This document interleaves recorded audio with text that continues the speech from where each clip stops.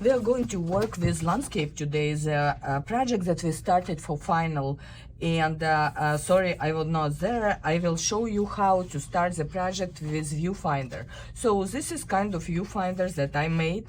I cut the middle on this paper, and I cut two pieces. So they are the same pieces. It's right here. So they are the same pieces of the paper. You need to create it at home. So if you just take a piece of paper and cut it on the middle, the window on the middle, and then cut two pieces, you will have this viewfinder that gonna be easy for you to work with composition of the landscape. Why are we doing that? Not just to take the regular landscape. First of all, you want to find the best composition ever for your atmospheric perspective and colors. Plus, you want it to be effective, that people are looking at it and they love it, and you love it. You can enlarge it in time. You can make it larger if you like to at home. But anyway, let's start doing it. Sorry, my voice is still not too strong, but I will try my best to show you how to work with that. So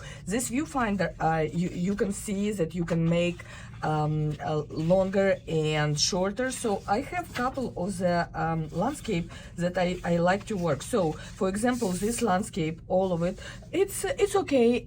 It could be taken as it is, but I would like you to work with composition and get the best one. So here's the first one. I put this window and I put it together and I show the best of the best. I show this kind of light, and this is red light. It comes out of the printer, and so the colors are not the best, but we can improve it when we are working with that.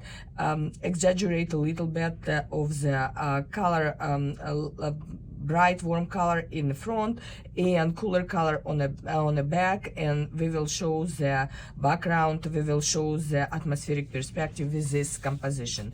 The next composition I will take, I personally like this kind of light, this turn on a composition, and this kind of light. This gonna be very effective for people to look and turn their eyes around, and so I would choose this one. An atmospheric perspective with blue on the back and very warm color in the front. It's all we need to have. So I very much like this composition to have. The next composition, the same pictures that I did, but I will do it's a longer kind of like the panoramic view, and so I cut lots of things. I cut the light sun that is going down. It's sunset definitely, and so I will leave the blue and this red one. We will change. We will have couple of the color schemes. So I like the shape of it, and I like the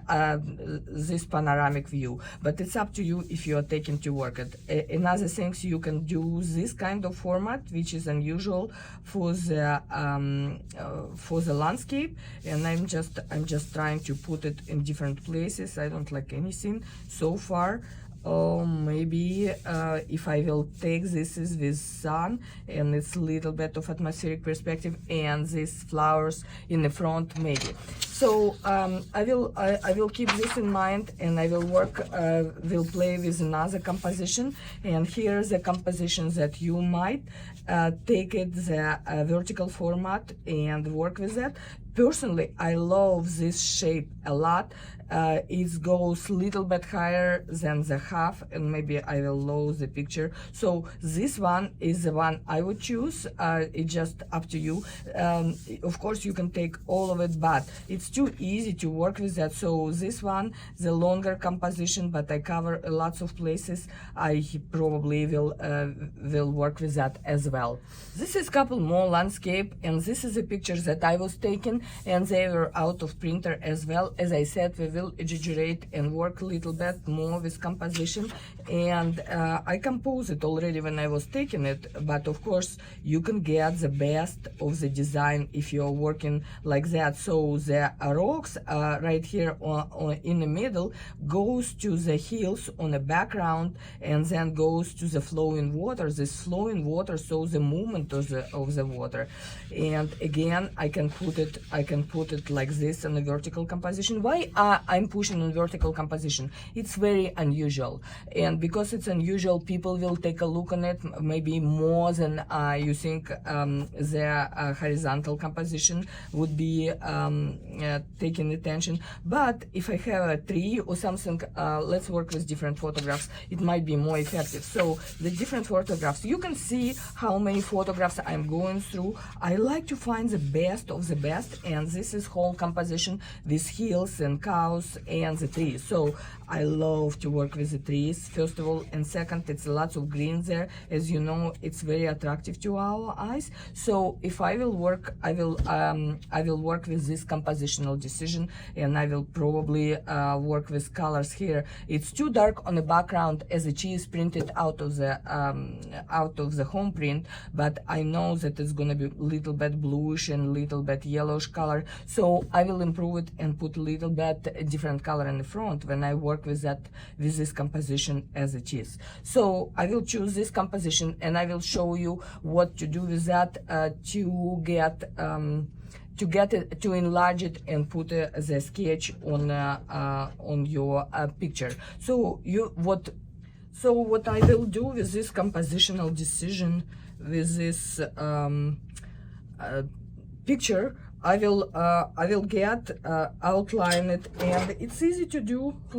If I have the pen, it's easy to do with pen on this picture because the picture is pretty heavy and pencil is not gonna. And I outline the compositions that I like to have. So here it is, my composition in a little window, and so I don't need the viewfinder anymore, but I need to take 8x10 as we're always working, and trace it to enlarge it to this composition. You can do it freehand, I can do it freehand, but I will show you the dividers, that grid systems that you can use if you need to. So if you just put cross and cross from one corner, cross and cross to another corner of this picture, and then you don't need to measure anything, you just need to be very straight right here on the middle, right where the two lines cross, and then a little bit more when two lines cross, and then even a little bit more if you're a bad drawer or you want exactly as it is on composition right here. Since we are not studying the drawing, I'm trying to make it easy for you, so you just divided it by these triangles, and you will put the same triangles on a bigger piece of paper because it's gonna be easier and precise for you. So here is my triangle on a picture here, and I will do the same dividers on my paper, and then I will trace everything that I see on my picture to my paper. Here I do it with pencil and very lightly, I barely touch it. Maybe I will even use the eraser afterwards, so I will erase those straight lines, nobody can see it, and my landscape gonna be very, very solid. The lines here is I push it a little bit just for you. It's darker, but you don't need to push on your pencil. Be as light as possible. And so it's from corner to corner, from corner to corner, and then you can divide it again. You don't need to use the vertical composition. If you use the horizontal composition, it's fine with me. You need to do the sketch right now, and this is just the first piece of paper. You're not gonna finish it with color right here. You're gonna do the black and white, the monochrome that you did with portrait at first. So here's the first sketch you will do. So the first sketch, I can see my mountains right here is going almost close to this lines, to this crossing, and so I will just give them the same line. Of course, what is good about compositions that you don't need always to get exactly, you can be a little bit shaky and it's gonna be good enough.